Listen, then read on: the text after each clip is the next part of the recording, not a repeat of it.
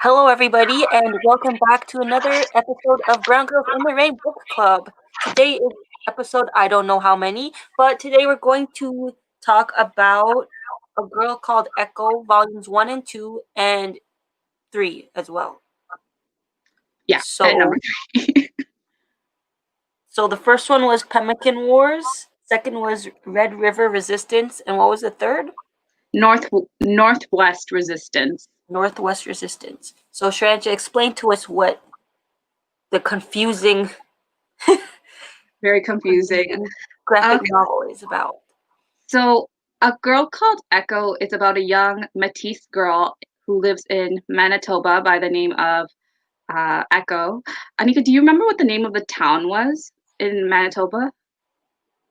Hold on. Keep talking. I'll get back to you.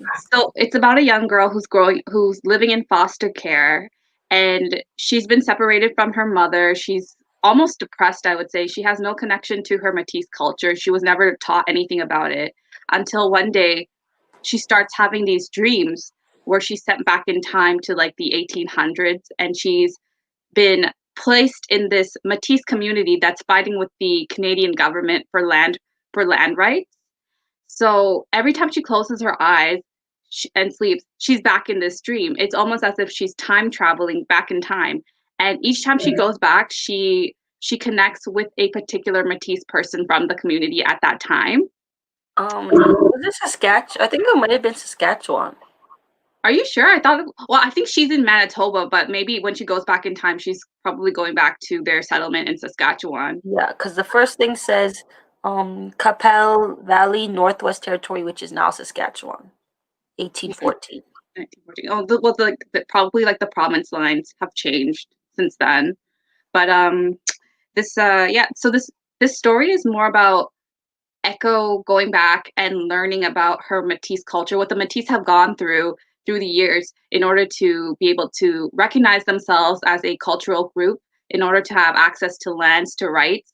I believe the story also mentions the Charter of Rights that were created specifically for Métis people by Louis Riel. Louis Riel is actually mentioned heavily throughout this story. So I actually learned a lot more about Métis people from this than what I did in school, which is sad. But this is very educating. Yeah, so that's the thing I'd like to say. So going into this, I thought that it was just going to have a bit of history in it, but in actuality, this series could be used as an effective tool in school. Like, I think that they should use this in history class or like social studies. Yeah, it's a very effective tool, especially when you see after every at the end of every graphic novel, they actually publish a timeline of Yeah. events, and there's also a glossary that you can use to figure out like the meaning of certain words, because there's a lot of like Métis words that are used throughout the story that like a lot of people might not know, and French words. So you have a glossary at the end of the book to sort of figure out what each thing means. Yeah, like obviously this term of the first one was the Pemmican Wars. So you don't know what pemmican is, but it actually gives you a whole recipe to make your own. Yeah, it gave you a whole recipe. I've lived in Canada my whole life. I've never heard of anyone eating pemmican. So what pemmican is thinly sliced ground meat, game such as moose, deer, caribou, bison, or beef, and then it is like mixed and pummeled with dried berries such as blueberries, saskatoons, and cranberries, and then Like a obviously lard. kind of like a sweet and savory. So so basically the indigenous people made this and they traded it with before the Hudson's Bay Company, the Northwest, whoever, and then they traded that to instead of money or whatever, but then they had this war basically where they're saying that they couldn't was it that they couldn't use it? They couldn't trade that anymore? Yeah, they couldn't trade that. Actually, that was like one of the things that what they were warring over. I think another thing was that they couldn't hunt.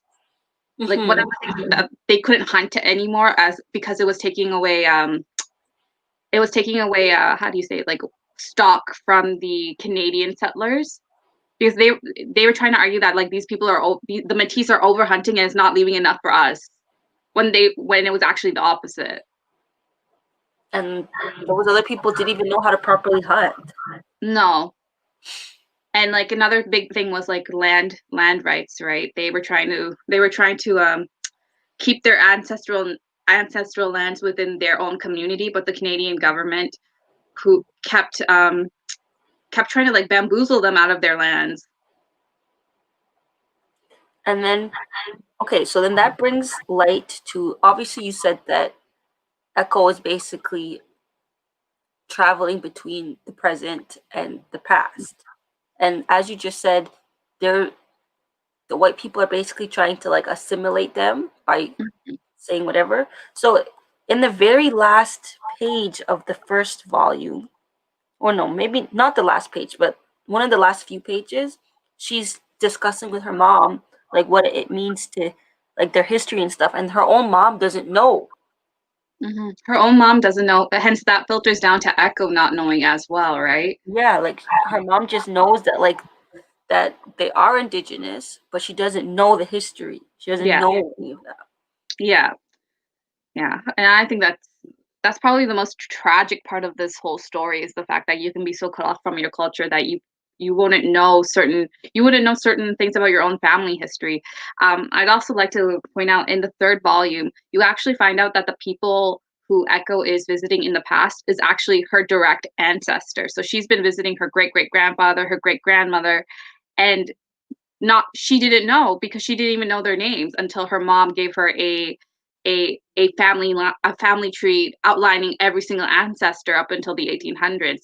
She didn't know who her family was, and then through the way of these dreams, she actually got to go back in time and learn about her family history unbeknownst to her at that time. Mm-hmm. And then I like how the story highlights certain things without like blatantly putting it in your face. For example, we know that Echo is in like some kind of foster care, like children's aid society, Mm-hmm. and that her mom is in some kind of facility, but we don't know for what. And Mm-hmm. like it is known that this is a problem within the indigenous communities, Mm-hmm. like where the children are taken away from the parents, or like how because of previous intergenerational traumas that a lot of indigenous peoples are more likely to end up in a situation like this. So it's very like it's very real. Yeah, it's a very real problem. Also, although it wasn't stated in the first three volumes why Echo's mom was in the center, I always thought it was probably because of like mental health issues. Hmm. Because I just assumed that if she had like a physical illness, then maybe that would have been stated in the story. But because she's going through a mental health problem, maybe there's more of a taboo on actually directly stating that. And I And I feel do like I also feel like it's not because she was a bad parent, because if no. she was, I don't think they'd have the visitation, and Echo wouldn't be as close to her mom, because Echo's always when she has her music, it's always her mom's music she's listening to. If you like zoom in and see what it is, it's like Pearl Jam and all that stuff, but it says mom's old CDs. Playlist. Yeah, mom CD. And like she keeps listening to the music to try and like remember her mom and to like Feel a keep connection. connection. Yeah. I actually like that little detail, the fact that they were focusing on her using her iPod to use her mom like to get to her mom's music. Hmm. Now I also want to get to some of my critiques. It took me forever to actually figure out what was actually happening in the story.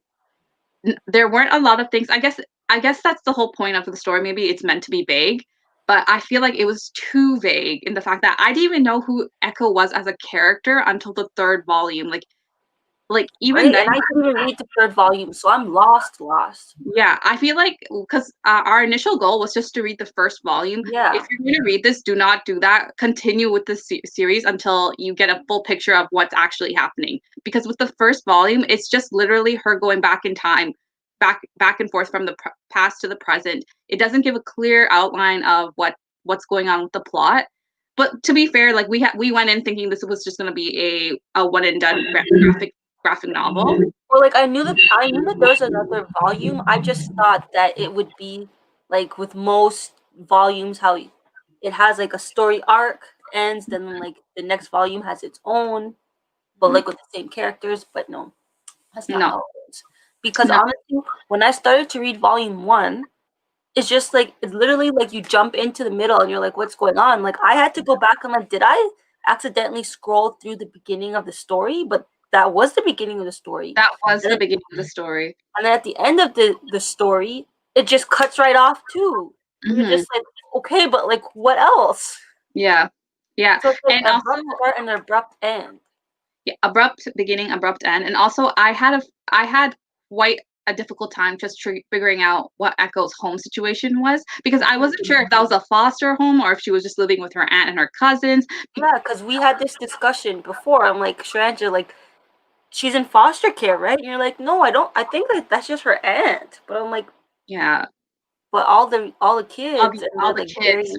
Yeah, and even then I feel like it's not because the way that her foster mother acts towards her, it feels like there's already a familial relationship there. So either in the back of my mind it's probably because Echo has been going back and forth from this foster home to her mom's care for a few years now, so maybe that's why it seems like there's an established relationship there already, but it's not stated within the story. So I'm like, it seems like there's not enough being done to develop Echo's character itself within the first three volumes, but maybe that's something you'll see with the story going forward.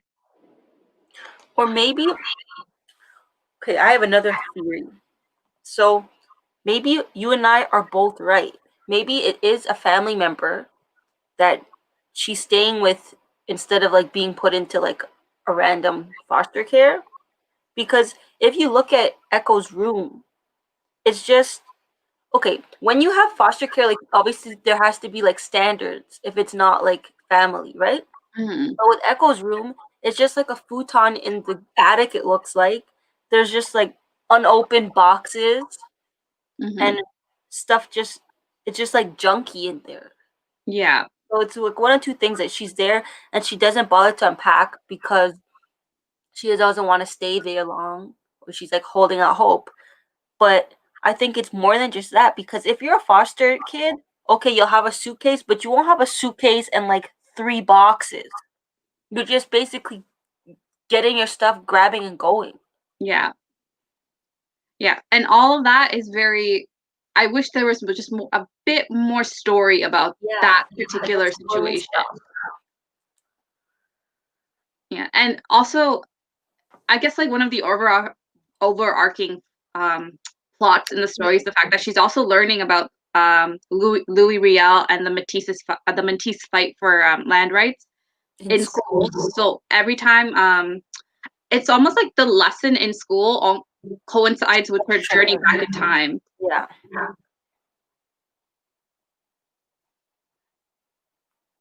Hmm. I feel like not her professor, is her teacher like also indigenous?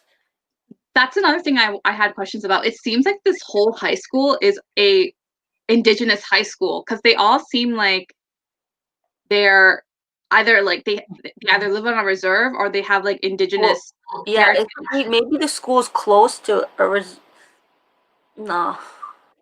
Maybe It the could close be that it's close to a reserve, so there's a higher population of indigenous communities but then within. my thing is like if that was the case, wouldn't Echo know more about who she is?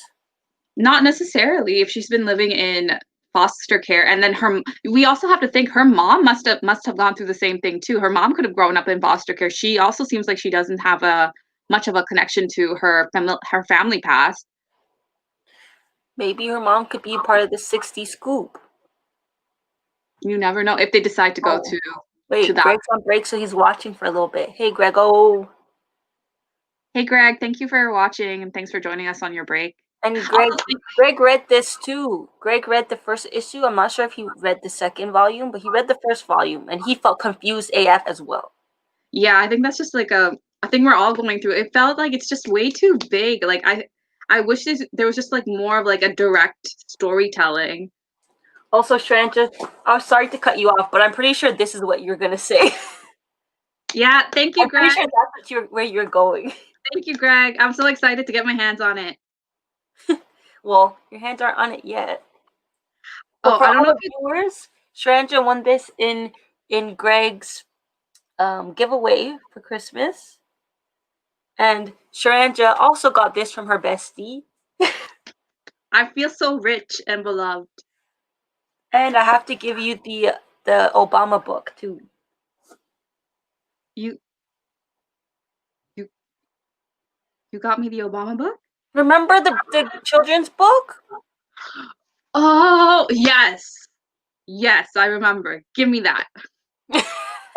Because I'm thinking, because I went to Indigo the other day and I'm thinking, do You're I want to thinking buy like Obama's bio? his bio. Yeah.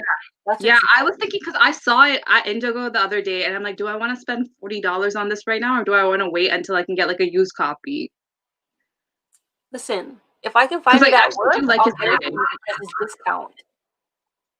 Yeah, if you can find it at like a good price at work, then let me know. But otherwise, I'll just wait for someone to put it at Maybe like it'll DMV. come if it comes this week, then that'll be good because we getting 20% off that additional percentage. Okay, so that it's like $41 at Indigo. Okay. So 20% off of that would be like like what, $6 off? I don't know. We'll see. Okay. I'll find it and I'll tell you. Also, so this whole series has made me want to read more Indigenous books. Thank you, Sean. So I've been reading that book by Jessie Thistle that Anika loaned me, Oh yeah, from the actors. From the Ashes, and wow, that book is a It's lot. good, isn't it? It's really good. Also, the father in this book is so trash. He's trash, but the thing is, he's predisposed to that. Yeah, Like he's predisposed. he has his own struggles. Yeah, but he's but when do you stop the cycle of like trauma and abuse? Like someone has to like Just just he's stopping this cycle. Jesse's stopping it, but I'm just like I can't believe he had to go through all of that with his own father and like him being stuck in the apartment with his brothers for days on end without food, and then his dad bringing back like not marijuana, cocaine, and like sort of making them like part of his like drug dealing business. I'm just like Making him part of that, also making them steal, making them steal. Yeah, leaving them at home for a long time while he's out getting high, where the oldest child in the bunch is like only 5 years old and he's expected teaching to. them to hide in the walls so I that know. when the police come looking for them, they won't find them. Yeah. I don't know. This series has definitely made me more interested in reading more about Indigenous cultures, but also I wanted to say it seems like the Métis, they have like this weird position in being like Indigenous, but also European Yeah, because they're like mixed. because they're mixed. So I was reading like their Charter of Rights with like it's in the I think it's either in the second or third volume that they ask for from the government, and they made this like weird distinction being like, oh, we want to be recognized as Métis people but not like Indians because they're too savage to be among like civilian among proper society. Yeah. Like there was this weird I'm not saying it word for word, but like I it's know, like it's true because within it, there's right now currently it's called FN FNMI, so it's First Nations, Métis, Indigenous. mhm. So it's like technically they're all Indigenous, but like First Nations, the First Nations like tribes or whatever would be one. Oh, sorry, not indigenous. First Nations, Métis, um, up the people up there in Nineveh and stuff. Like the Inuit? Yes, you would. Yeah, the people up there. And I also learned that there are communities out there like the Métis, but for one reason or not, they haven't been given the government recognition like the Métis have. And I'm wondering if that's maybe because the Métis are just like larger in number. I think it's okay. So when it comes to being indigenous and stuff, the sad thing is it's kind of like the opposite, I would say, of how like in the States they have like the one drop. They had the one drop rule where it's like you're one drop of black, you black. Well, with indigenous, it's like you have to have a certain percentage of blood quantum to be considered indigenous and get those indigenous rights. Yeah. Yeah, that's how they become like a government. Like the Yeah, government recognizes them as like a indigenous person, and then they get like yeah. the rights that are afforded towards that. Enjoy your Silver Age Sunday, Sean. Bye, Sean. Thanks for coming. Enjoy your streaming. See you on the 27th, because I know you'll be here.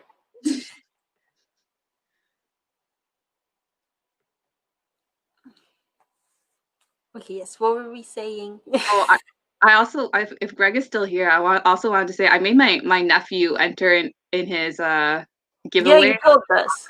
and I was gonna make my nephew give me the comic if he won. That's family.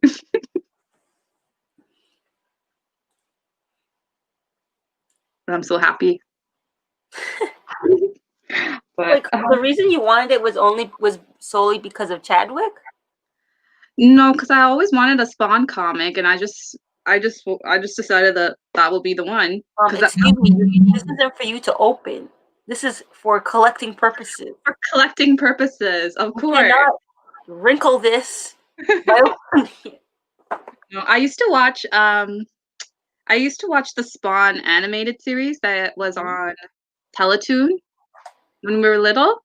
It wasn't for kids, but I still watched it. I love that show. Late night. Yeah, late night. But yeah. Greg, are you out there? I'm drinking your sorry. Yeah. I don't know if I'm gonna continue reading the series or not, but I feel like I just want to get to the end of the current story arc to see where it's going. Well, you can just wait for Hoopla and then read Yeah, it for freebies. I bought the third one because I couldn't wait. I bought the first one, and it like I bought the first one physical copy, and it hasn't come in yet. So now I'm just like, now I have to Where buy did you the order it rest from? from Indigo. Where did you? And still hasn't come? That's They were weird. supposed to call me when Oh. I came in. Oh, maybe you should call them because they made a mistake like that with me once where something came in and they didn't call me. Because I did the one at the Kohl's. Yeah, no, yeah, it was the one at Kohl's that did Maybe that I mistake. did go in and be like, it's been a while. Because I got it Black Friday. And you got an email saying it was shipped? No, like I went into the store and I was looking for it, and then I asked them, and they're like, "Oh, we can order it." Okay, yeah, then call them. Just call them to see. Yeah. So I'm reading that book from the ashes right now. You don't have. Ooh, I don't have to buy it. Oh my gosh. Yeah. So I'm reading From the Ashes by Jessie Thistle, and that's going really well. It's also interesting to see the that conversation of like lighter skin and darker skin who looks like a white person and who looks more indigenous. Like I'm noticing that in this book as well. But it's interesting to see how that conversation plays out in different communities. Because I feel like with the indigenous community, it's not so more. It seems like it's almost looked down upon to look more white. Like it's almost better to look darker skin and like with the black hair, like the typical like indigenous look. just so Well, I you mean can. that depends. So, It depends, but I'm getting that vibe where it's just like it's almost better to look more Indian. because in that book, Jesse's book, at some point it's like kind of looked down upon that like they're that he looks more um Indian, like more indigenous. Mm, I remember, well, I don't know if you got to the part, but at one point somebody's like, "Oh yeah, I heard that you're one of those Indians." He's like, "No, we're mm, Italian or something." hmm. And which is funny because his father is like an Algonquin Scot, and his mother is holy. Oh no, his mother was like can't remember. I have to look up what his mother's background was, but they both of his parents had indigenous heritage. Hmm. Hmm. This is very like I wish they had more of an onus on making us learn this in school because it's like native to Canada, right? Yeah. Like I didn't really learn about like the residential school system or like the Canadian government taking away land from Native Canadians in school. Like that wasn't really taught upon us that seriously. Not like Same way, what I'm sure they're not going to teach them the true thing about this pipeline business going on. no, that you're gonna have to look up that on your own They time. won't teach us about the violence against Indigenous women and girls, the Hmm. higher rates of violence, kidnapping, assault. Hmm. People going missing on the reserves too. Yep. I this is gonna sound weird today. So I I've recently gotten into missing people cases in Ontario, and I Mm-hmm. was reading up a lot about this one case that happened up near I want to say Bracebridge, but it was like she was a young biracial girl, like half white, half black, and she had gone out with her friends one night and then never appeared again. She was only like 16 years old, so that made me want to research more about like cases like that where kids have gone missing. The number of like indigenous boys and girls who go missing in this province alone is so friggin' And you like don't hear anything about it. you never hear anything about it. Like all these names and whatnot, like 16 and 17, like people who look like they were just like in the prime of their life, and then all of a sudden they're just missing, and you don't get the same Amber Alerts or like appearances in the media talking about their missing cases. Yeah, like that's for my English class. We had to watch this documentary with Nathan Fillion. I think he was the host or whatever, Yeah. the narrator. And it was going on about like the missing indigenous girls and whatever. But then Mhm. basically there was no media coverage for them. But then this white girl went missing, and then there's all the media coverage, all like people going out looking for her. And then I Mhm. think the guy had actually like the girl's dad had actually like used that as a platform to try and get like help for everybody. Mhm. Yeah. A lot of times like it's usually coming out of the own family's like time and money if they want to get the case like Yeah. heard. Um, so I was reading about this one case where it was boys, like 16 and 17, both indigenous. They decided that they were going to take a trip to the city and like hitchhike it there. I think they were trying to go to Toronto, Hmm. and this was like back in the 90s, and no one has heard from them ever since. Wow. I'm like, what could Like happen they to two found their bones boys? or anything. And so so one of my cousins actually spent some time in Thunder Bay working for a mental health crisis center that is specifically for indigenous people. And she used to always say like working there literally affected her own mental health because of the number of people who were like indigenous and tried to kill themselves because they didn't have opportunities. They were living in below the poverty line, and they also had their own like cycle of like mental health and trauma that they were trying to deal with, and it just erupted in like them trying to take their lives, and she had to deal with that multiple times, all within the same area of Thunder Bay. but Thunder Bay is like very known for, like, they have a high rate of suicide within the indigenous community. I think like the reason for that high rate is that one of my profs is saying that there is a community up there Mm-hmm. where there's no schooling or anything for the indigenous, like once you get to high school. So in order for them to get that education, they have to leave home and like basically take a flight into Thunder Bay, and they're like in a foster home kind of thing Yeah, in order to yeah. go to school. So it's like when they're being cut off from their family and all that, then it's like there's higher suicide and there's higher problems. Mm-hmm. I used to read this story about like I read this story about like racial discrimination with between the police and the indigenous community in Thunder Bay. So this happened in like the 80s, but apparently people said that the police used to come and kidnap like homeless indigenous people and then drive them outside the city and then just beat on them and then leave them and then just drive back into the city, and then the people would have to hitchhike it back while wounded. And like this would be like a game almost, like because they're indigenous, because they're homeless, it's almost like they're expendable, so no one will actually miss them, or no one would even dare to report this, so let's just have some fun. Like, I'll try to find the link to the story for you. Like, I actually no, I read it in a Thomas King book. I It was feel like like they kind of touch on that in the Jesse Thistle book. mm-hmm. Like I read that in Thomas King's An Inconvenient Indian. So if anyone's interested, check that one out too, because that's a really good read.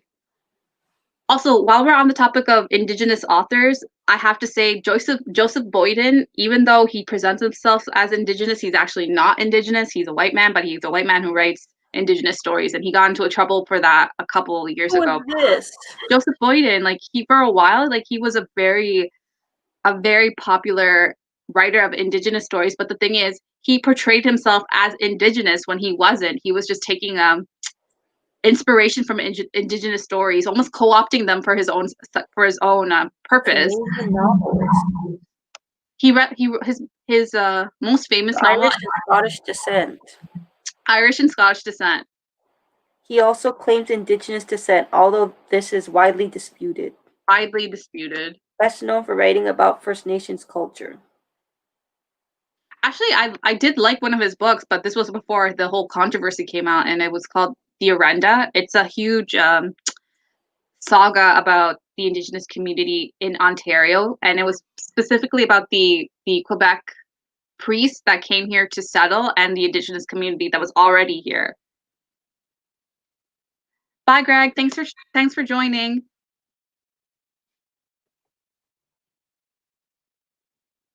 Have fun at work. Bye. Try to have fun. Bye, Grego.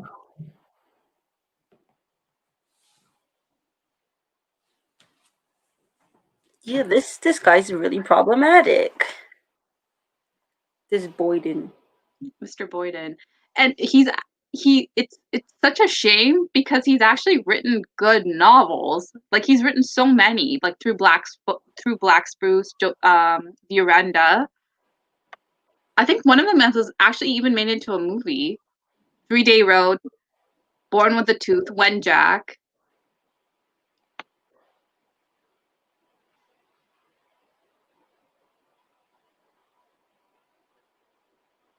Maybe this goes back to that saying that you need to put more energy into people who are actually from that culture and put that money towards them as well. Exactly, because there's so many artists and writers, actors, actresses of different descents, not even just indigenous, it could be any BIPOC person, and instead they have white people Playing do them. it, or they like allow white people to do this. Or not even that. Sometimes they get people from another culture to come in and play those roles. Yeah.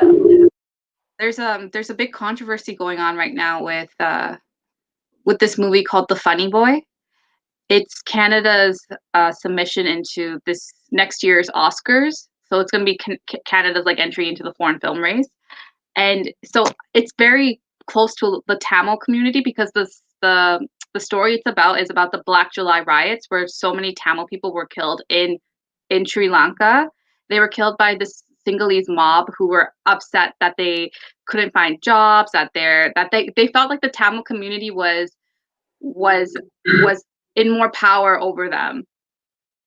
So they killed so many people because of this. They actually, and there was something that people were Was this questioning. the film that we talked about in a previous book club with Yeah, the yeah, problematic, was it director or producer? problematic director, problematic casting. So with this cast, they didn't cast any Tamil people for the Tamil roles. They casted like Sinhalese people and Indian actors who can't speak Tamil. And then the director itself, she's so problematic in the fact that she's in bed with an authoritarian dictator. Like she actually filmed in Sri Lanka. Most movies that are trying to portray the civil war don't get filming rights in Sri Lanka because it makes the government look so bad because the government perpetrated so many crimes against the Tamil community. But for some reason, she was able to get filming rights. So that means she did something, or that means she's not showing something accurately. And just like the discourse between her and the people who are criticizing her for her decisions in this movie, she's literally talking down to people, acting like she knows more about the Civil War than people who have family members who have lived through the Civil War themselves. And she's from where? She's Indian Canadian. So Oh, Deepa Mehta, she's like a very renowned Indian director, but she's also very, very problematic. So I follow this one girl on Instagram where she's like a film critic. So she's also Tamil herself, and she went to a screening of Funny Boy in May or no, in February of this year, like earlier this year. And she actually got up in the Q&A section and she said, how come you didn't choose any Tamil people for these roles? They're speaking Tamil in the movie, but it's not Tamil. It's it's very like unrecognizable. It was, and Deepa Mehta was fully like, oh, because you were born here, you don't know what Tamil sounds like. And I'm like, because she wasn't raised with her parents, because her parents weren't like, as soon as they came to Canada, they spoke a different Tamil. Like, how does that make sense? they spoke Canadian Tamil. They spoke Canadian Tamil. Like, how does that make sense? And as you, as an Indian director, what right do you have to tell someone what their language should sound like? She literally got no Tamil people to be on this role. This is like having a movie about civil rights and having like the main roles be played all by like white people. And the And fact not that the even main woke actor, people. and this movie is also very like, it's an LGBTQT plus story. So because the main character is, he comes to grips with his sexuality. It's a coming of age story, and it's a very important story for Tamil people who are not straight, because it was one of the first stories that people saw that themselves existing in a different way. And now you give that role away to a Sinhalese person who, like, there has been much bad blood between Tamil and Sinhalese people for the longest time, and you gave that role to a Sinhalese person. Like, what sense does that make? And then Maybe people boycott it. oh, it's getting trashed. It's getting trashed on Twitter, like, so badly. It's the fact, and it's also the fact that like one of the actresses in the movie, she's Indian Canadian, she said it was the story of brown people. It's a universal story of brown people. And I'm like, how is this a universal story about brown people when people in this movie are not being persecuted because they're brown? They're being persecuted because they're Tamil. It's brown people persecuting brown people, but don't take away the fact that it's being done in the sake of a culture and and racism. You saying it's about just brown people takes away the fact that it's about racism. Yeah. Or what is it? Racism or class? Because Racism. if it's brown on brown, it's not really racism. Well, it kind of is in the fact that Tamil people and Sinhalese people don't see themselves as the same race. Tamil people are like, it's gonna be weird for me to explain, but Sinhalese people see themselves as Aryan, and Tamil people are Dravidian. Aryan, like blonde hair, blue eyes.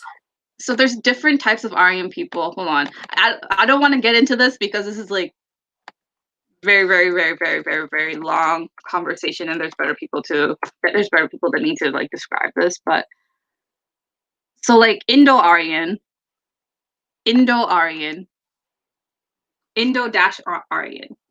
Okay. And this.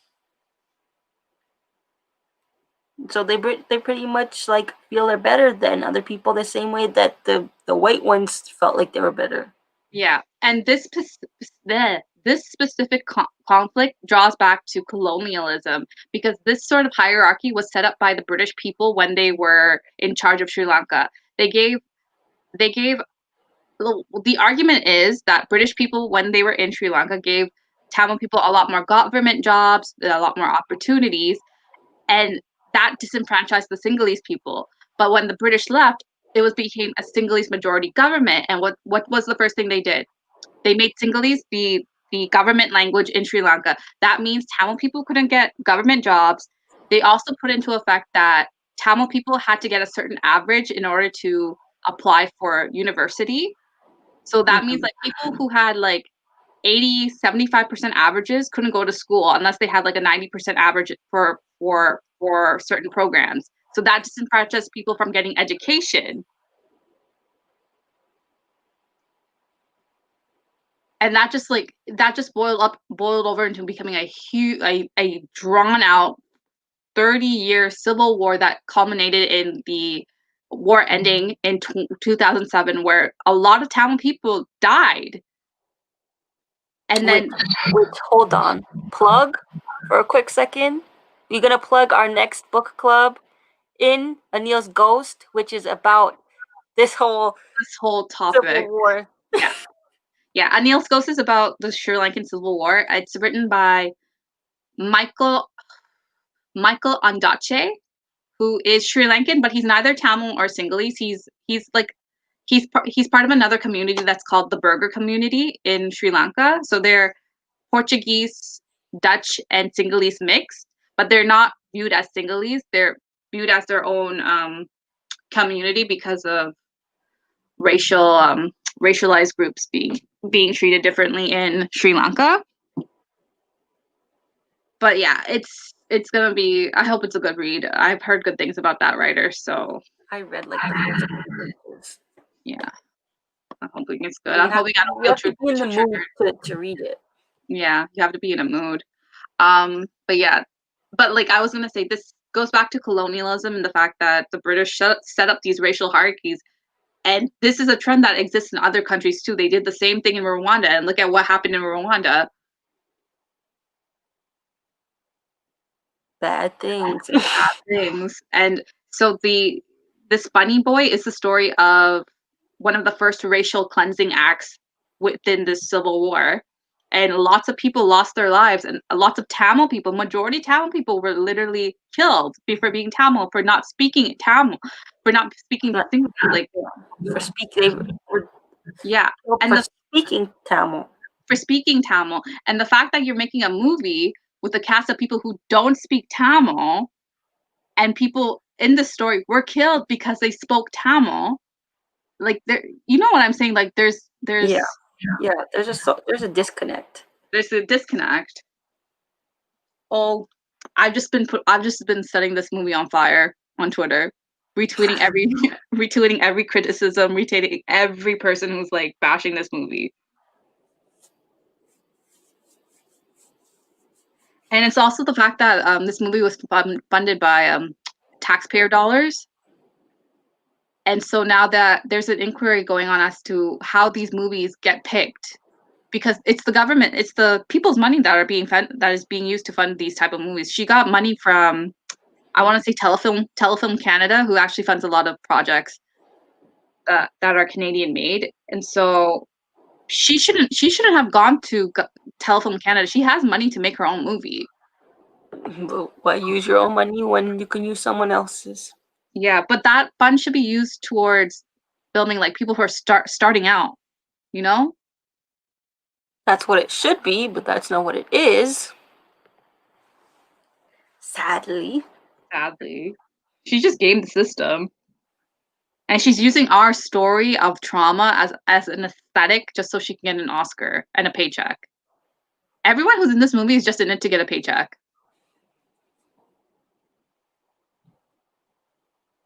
That's how I feel.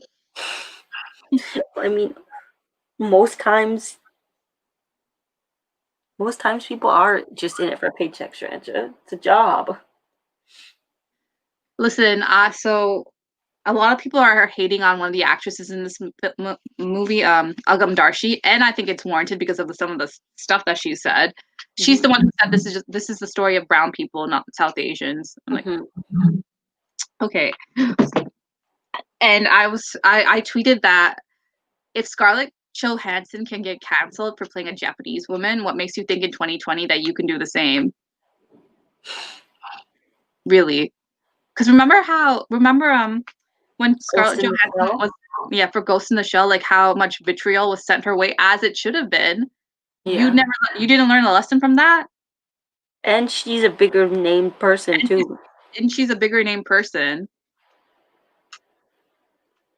I think she got an opportunity to do another role like that where she was going to play a similar do a similar thing in playing another race, and she actually turned it down because of all the controversy.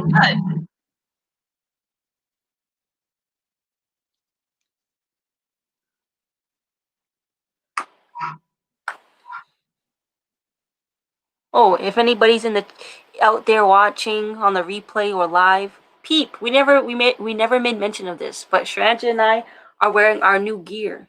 Our merchandise. Catch us in the future with the pics. Click, click, click.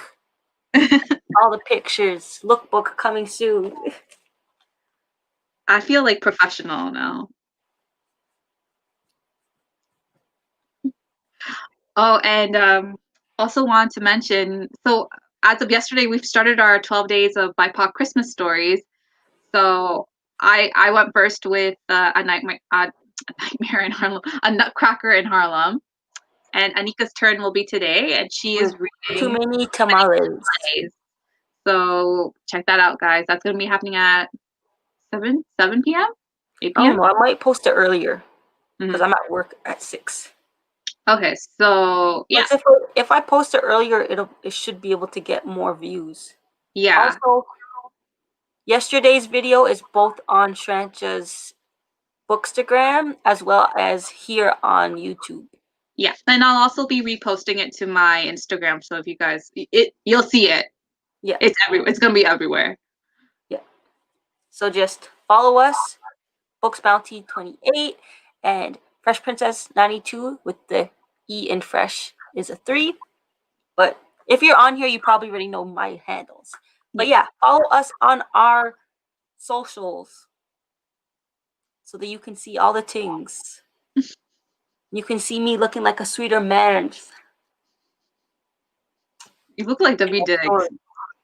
You look like W. Diggs. I can't get that image out of my head now. Especially with your curly hair with the length that it is now, you're pretty much in Hamilton. I did. One of my friends messaged me and said that I did the eyebrows and the lip thing the lip bite perfect. Anika, you could have been someone's sweeter man in another life. And God made me a girl for a reason, because if I was a boy, I would not know how to act. I'd be somebody's. I'd have so many girls, man. Oh my god. With you being one of them. I'd probably be like fighting for a spot. Right? Actually, I'm not gonna lie. I think if I was a man, I'd have no problem catching some girls. I have like the jawline for it. I look like my brother when I do that gender switch filter on. You mean when you cut your hair? When you cut your hair, you look like your brother. Yeah. When I cut my hair, I look exactly like my brother. Jawline. Did I tell you when I cut my hair, someone actually asked me if I'm transitioning at work? You should have said yeah. Yeah, I told them, yeah, I'm becoming a girl.